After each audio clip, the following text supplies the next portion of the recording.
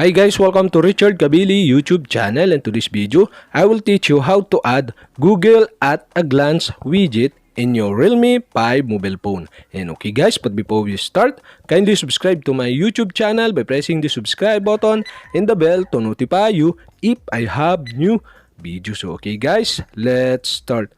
So okay guys, you only have to do is press and hold on screen in your Realme 5 mobile phone to see the widget below. Okay, click widget. And okay guys, here in widget, you can find the widget you want to add to your home screen by sliding to the left or to the right.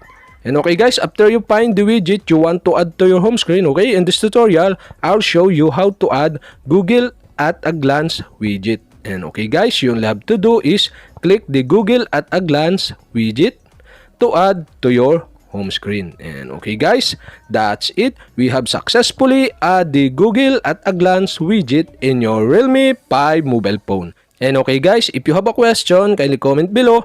And don't forget to hit the subscribe button and the bell to notify you if I have new videos. Okay guys, thank you for watching.